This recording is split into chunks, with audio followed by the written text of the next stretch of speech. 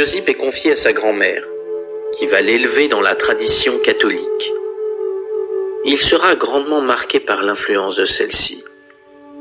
Ils sont toutefois obligés de pratiquer le culte en se cachant, car il est très mal vu de croire en Dieu.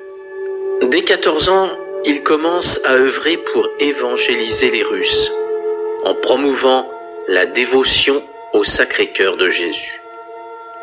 Au cours des années 60, il organise des discussions et des séminaires en secret, dans des granges et des maisons privées. Malgré son jeune âge, ses pairs le reconnaissent comme un grand leader. À 19 ans, Josip est enrôlé dans l'armée. Il arrive alors au centre de recrutement avec sa Bible sous le bras. Il va, le plus simplement du monde, expliquer à sa hiérarchie qu'il va rejoindre l'armée soviétique afin d'évangéliser les soldats et de leur faire connaître le Christ. Bien entendu, il est immédiatement renvoyé chez lui. Et ses déclarations sont vécues comme un acte de trahison.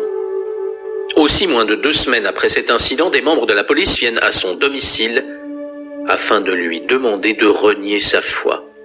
Et s'il refuse, les policiers lui prédisent de terribles sanctions. Mais Josip ne veut pas obéir. Il est donc condamné à une peine de 4 ans de prison. Nous sommes alors en 1962 et Josip est emmené dans la prison de Vladimir, sur une colline située à 165 km au nord-est de Moscou. Malheureusement, cette peine sera prolongée, notamment à cause de son caractère. Pour lui, il n'y a pas de compromis. Sa foi se manifeste comme elle se doit, et si cela ne plaît pas à ses gardiens, il n'en a que faire. Son emprisonnement va devenir un véritable calvaire. Il n'est quasiment plus nourri et n'est plus considéré comme un être humain. Afin que vous compreniez son état d'esprit, voici une anecdote qui en dit long. Les mauvais traitements de ses geôliers visaient à lui faire renier sa foi. Et il lui demandait d'écrire une lettre à Léonid Brejnev, le secrétaire général du parti de l'époque, et s'il avouait la toute-puissance du communisme dans cette lettre, alors son emprisonnement serait beaucoup plus doux. Et un jour, Josip appelle les gardiens en leur disant qu'il était d'accord pour écrire cette lettre. Assez surpris, mais néanmoins très satisfait, les gardes lui donnent alors papier et crayon. Ils disent que ça y est, ils ont réussi à le briser. Quand Josip leur tend la lettre, quelle ne furent pas leurs surprises.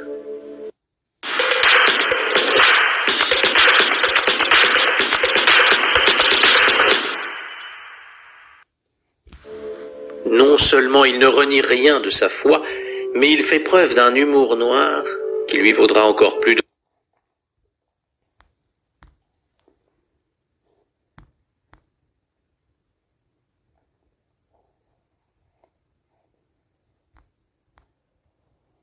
problème. Voici le contenu de sa lettre. Cher camarade Brejnev, je vous écris cette lettre afin que vous me traitiez de la même manière que les chiens policiers que j'entends dans la pièce voisine de ma cellule. En effet, ils ont une nourriture abondante, une niche bien chauffée, et pour moi, cela serait une véritable promotion sociale que d'avoir un tel luxe dans mon existence actuelle. J'espère donc, chers camarades, que vous me traiterez comme un chien. Ce sera toujours mieux que le sort que vous réservez aux prisonniers. Que Dieu veille sur vous, votre dévoué Josip. Vous imaginez bien les conséquences d'une telle lettre. Sa peine sera prolongée et son quotidien sera pire que l'enfer. Après des années à subir un tel traitement, il est toutefois à bout. Il pense que sa santé est trop faible et qu'il va certainement mourir. Nous sommes le 12 février 1970.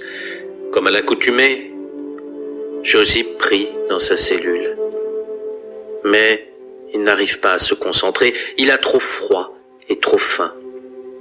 Alors, il demande à Marie de l'aide. Il a toujours eu le plus grand respect pour la Sainte Vierge. Et il met ses dernières forces pour l'appeler. Tout à coup, une chaleur intérieure l'envahit. Il voit une lumière juste devant lui. Josip n'en croit pas ses yeux. Pourtant, il ne peut que constater ce qui se produit. À l'intérieur de la lumière, il voit Marie. Elle le regarde affectueusement. Il se sent alors en veille d'une paix profonde. Bien que son corps soit à la limite de la mort, il sent une plénitude infinie, bien plus intense que tout ce qu'il a ressenti au cours de sa vie. Marie lui dit ces mots. « Tu as encore devant toi des années d'épreuves et d'humiliation. Et pour que tu puisses survivre à tout cela, il te faudra pratiquer le pardon inconditionnel envers tes ennemis. En te libérant de la haine et de la rancœur, tu pourras permettre à l'amour de s'installer en toi. Cela te rendra invulnérable. Sache également que la Russie restera dans l'obscurité et dans l'erreur jusqu'à ce que le peuple se repente et accomplisse l'œuvre de mon Fils. Sans cela, il n'y aura pas de paix, car la paix ne peut venir que là où il y a justice. Prie pour tes ennemis, oublie-les, et une route de lumière s'ouvrira devant toi. » Josip Terelia, suite à cette apparition, va retrouver une énergie incroyable. Ses bourreaux ne vont pas comprendre. Malgré tout ce qu'il subit, il ne plie pas et ne casse pas. Et pourtant, le quotidien de Josip n'est à souhaiter à personne. Afin de le faire céder, il est transféré dans la prison de Wallenberger. Là, le but à demi avoué est de le faire mourir, mais sans passer par toute la paperasse d'une exécution. Il est alors un soir laissé dans une cellule où le froid y est extrême. La température avoisine les moins 20 degrés. Dans son autobiographie nommée Witness, qu'il rédigera bien des années plus tard, il dira ces quelques mots à propos de cette nuit. « Je souffrais jusqu'à la racine des cheveux, à en mourir. Il a bien une couverture, mais celle-ci est presque transparente tellement elle est fine. Il voit alors la lumière qui éclaire sa cellule et décide de coller ses mains à l'ampoule afin d'avoir une bribe de chaleur. Mais quand son gardien constate cela, il éteint la lumière. Josip est dans le noir et le froid le plus extrême. Désespéré, il se couche sur sa paillasse et se prépare à mourir. Pour lui, c'est la fin. À ce moment, il sent une main qui le touche et une douce chaleur l'envahit. Il n'en revient pas, il n'a plus du tout froid. Josip se dit que ce n'est pas possible, il doit simplement halluciner car la mort est toute proche. Il entend alors une voix qui lui dit « Tu m'as appelé et je suis venu vers toi. » Il voit alors devant lui une jeune femme, il la reconnaît immédiatement, c'est bien Marie. « Tu ne vas pas être libéré de cette prison, tu n'as fait que la moitié du chemin, mais ne crains rien, je suis avec toi. » Josip veut alors répondre, mais la Vierge disparaît. Il ressent alors une énergie folle qui envahit son corps. Il se lève et commence à marcher, et comble du comble, il a chaud. Tellement chaud qu'il décide de ne garder que son maillot de corps. En l'entendant marcher, le gardien regarde alors par le trou de la porte, et il est totalement stupéfait de le voir en pleine forme. Il décide d'appeler immédiatement sa hiérarchie de peur que l'on ne lui reproche quelque chose. Des officiers du KGB arrivent alors habillés de lourds manteaux et de chapeaux fourrés. La cellule est froide, les murs couverts de glace. Ils ne comprennent rien et demandent à Josip de leur expliquer tout de suite quel truc il utilise. Mais celui-ci leur dit que c'est la Vierge Marie qui est à l'origine de ce miracle. Bien entendu, personne ne le croit, et des médecins en provenance de Moscou viennent pour le sculpter, car ils pensent qu'il doit forcément avoir utilisé un subterfuge. Après un examen attentif, les médecins sont perplexes. Son corps n'est pas gelé, il n'a aucune séquelle du froid. Le psychiatre en chef, le général Lunz, entre dans la cellule pour l'interroger. « Fort bien, Terelia. Nous savons que tu es un croyant fanatique. Nous voulons savoir quel système tu utilises pour surmonter des températures glaciales. Serait-ce le yoga? Ta technique intéresse le parti. Et nous sommes tellement généreux que nous te proposons de te libérer sur le champ si tu nous livres ton secret. Mais Josip lui répond, le plus simplement du monde, « J'ai vu la mère de Dieu. Je vous dis que je l'ai vue. » Josip est alors mis à l'isolement, car ses propos mettent en colère les dirigeants de la prison. À l'image de Saint Jean de la Croix, il utilise son isolement pour écrire des poèmes où il rend gloire à Dieu. Lorsque le gardien découvre cela, cela lui vaut une nouvelle condamnation qui augmente sa peine, comme la Vierge le lui avait annoncé. Il est alors transféré à Jefortovo, à l'Institut Sersky, pour subir des examens. Il est soumis à toutes sortes de tests. Et pour lui faire renier sa foi, on lui fait miroiter une libération. « Voyons, pourquoi êtes-vous si opiniâtre ? Démentez que vous avez vu la mère de Dieu, et vous retournerez chez vous. Attention, ce sont nos conclusions qui vont déterminer ce qu'on va faire de vous. Aidez-nous à vous libérer. » Mais Josip refuse. Malgré cette pression permanente, il ne cède pas. Il dira que c'est grâce aux prières et aux souvenirs de l'apparition de Marie qu'il ne faillira pas. Finalement, voyant que rien n'y fait, il finira par être libéré en 1976. Il revient alors chez lui, profondément marqué par ces terribles épreuves. Il a 34 ans. Ce que j'ai oublié de vous dire, c'est qu'avant de se faire arrêter à 19 ans, il s'était fiancé avec une jeune femme nommée Olena. Ils avaient de nombreux projets d'avenir, mais son emprisonnement avait mis fin à tout cela. En arrivant au village, il pense que tout le monde l'a oublié. Mais là, il va être témoin d'une grande preuve d'amour qui le touchera profondément. Sa fiancée a toujours pensé à lui, et elle l'a attendu. Il peut enfin l'épouser. Vous pensez peut-être que cet emprisonnement a calmé sa foi et qu'il va chercher à se faire discret, mais pas du tout. En remerciement des grâces que la Vierge lui a offertes, il est plus que jamais déterminé à faire connaître le Christ. Josip se met donc à écrire un ouvrage nommé « Les chroniques de l'Église ukrainienne catholique ». Et dès que le livre commencera à être diffusé, il sera à nouveau arrêté. Le verdict est terrible, 12 ans de prison. Il doit de plus purger sa peine dans le redoutable camp de la région de Perm en Russie, où les prisonniers étaient battus jusqu'à perdre connaissance. Heureusement pour lui, débute la perestroïka de Mikhail Gorbatchev. Ces réformes mettront fin au camp de la mort et il sera libéré le 5 février 1987.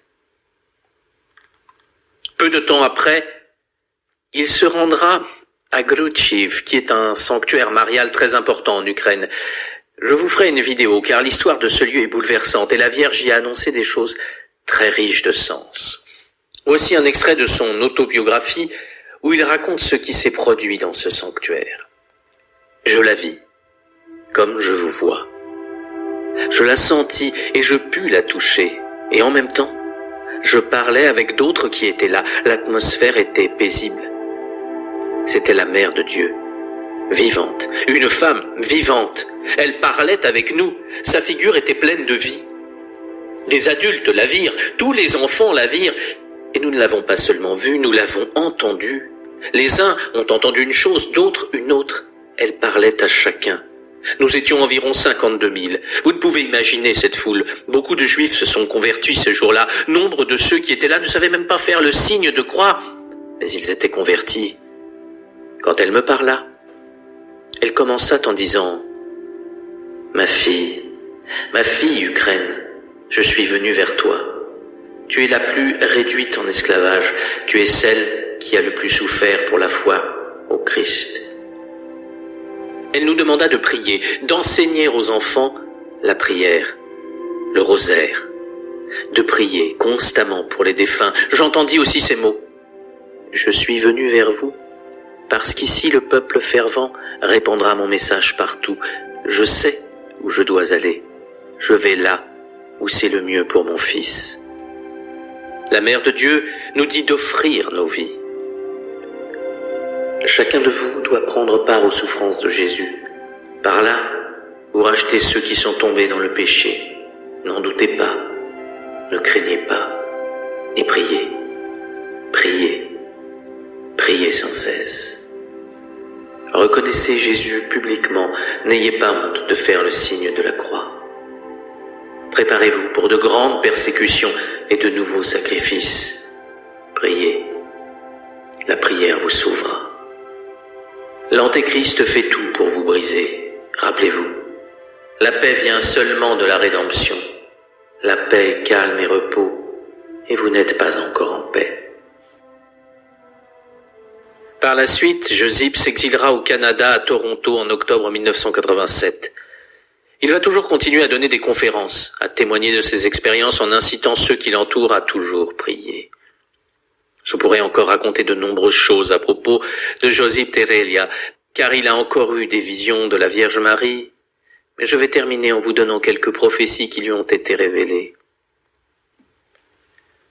Certains gouvernements vont commencer à protéger toutes sortes d'abominations du diable. Les congrès et les parlements feront des lois contre la vérité, et certains l'ont déjà fait.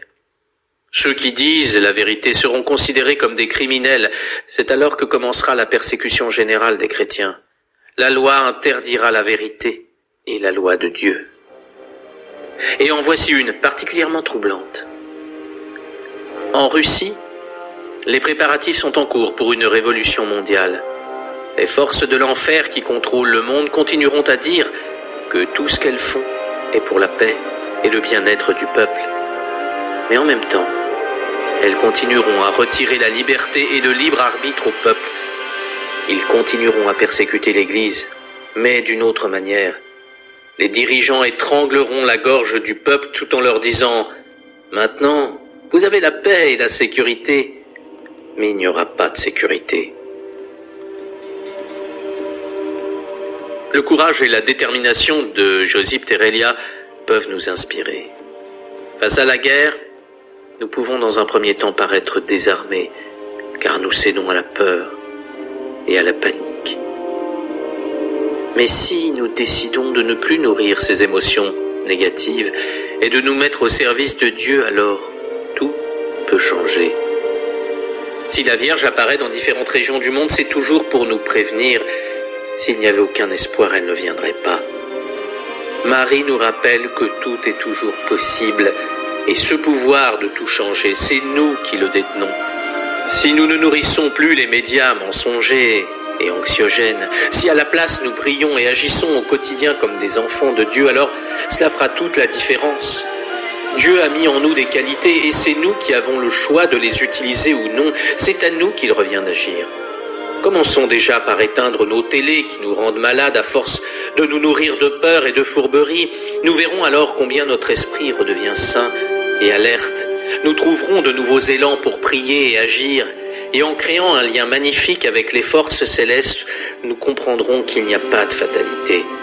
Et que l'impossible de nous nourrir de peur et de fourberie, nous verrons alors combien notre esprit redevient sain et alerte.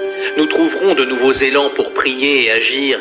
Et en créant un lien magnifique avec les forces célestes, nous comprendrons qu'il n'y a pas de fatalité. Et que l'impossible n'existe que dans nos peurs. Des idées nouvelles jailliront de nos vies et nous les unirons pour former un monde différent.